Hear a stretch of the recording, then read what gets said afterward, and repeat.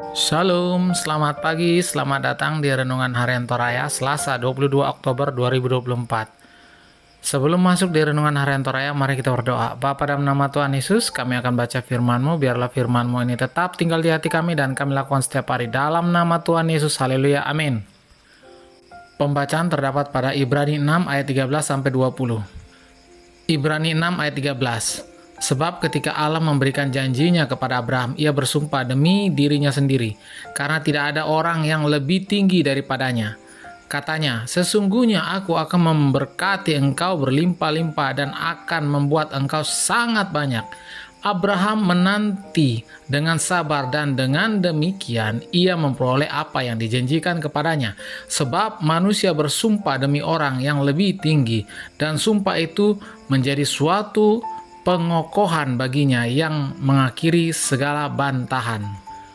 Karena itu, untuk lebih meyakinkan mereka yang berhak menerima janji, itu akan kepastian keputusannya, Allah telah mengikat dirinya dengan sumpah, supaya oleh dua kenyataan yang tidak berubah-ubah, tentang mana Allah tidak mungkin berdusta, kita yang mencari perlindungan memperoleh dorongan yang kuat untuk menjangkau pengharapan yang terletak di depan kita. Pengharapan itu adalah sauh yang kuat dan aman bagi jiwa kita yang telah dilabuhkan sampai ke belakang tabir, di mana Yesus telah masuk sebagai perintis bagi kita ketika ia menurut peraturan Melkisedek menjadi imam besar sampai selama-lamanya. Amin firman Tuhan. Tema hari ini adalah janji Allah. Di masa lalu masyarakat Toraja mengenal masumpah sebagai jalan penyelesaian pertikaian. Yang bersalah akan terkena tulang sebagai dampak masumpah. Kita dapat mengerti bahwa masumpah merupakan cara untuk memastikan pernyataan berlawanan dengan masa kini. Ada orang yang bersumpah tetapi tidak dapat dibuktikan bagaimana hubungannya dengan sumpah Allah dalam bacaan ini. Ayat ke-17, ketika Allah menunjukkan rencananya, ia menjamin dan dengan sumpah menurut hukum Taurat, siapa saja yang bersumpah dalam nama Allah harus menepati sumpah itu. Sebagaimana sumpah tidak dapat dibatalkan, demikian pula Allah tidak dapat membatalkan sumpah yang diucapkannya kepada Abraham. Kita dapat memastikan bahwa manakala Allah telah bersumpah, tidak ada satupun yang dapat membatalkannya. Dan pernyataan itu pasti, kepastian itu nyata dalam kehidupan Abraham.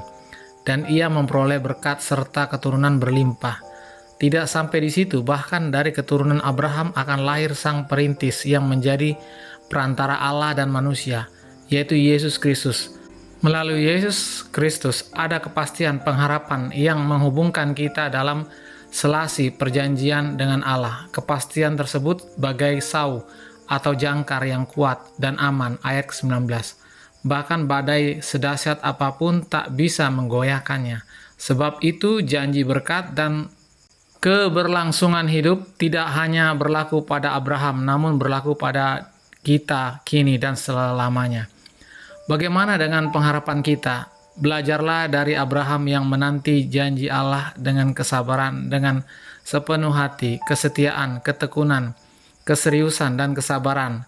Ialah sadar untuk menanti janji Allah. Ketika pengharapan, kita pasti dimampukan untuk melihat dan mengalami janji berkat Allah yang melampaui semua kenyataan yang ada. Amin. Mari kita berdoa.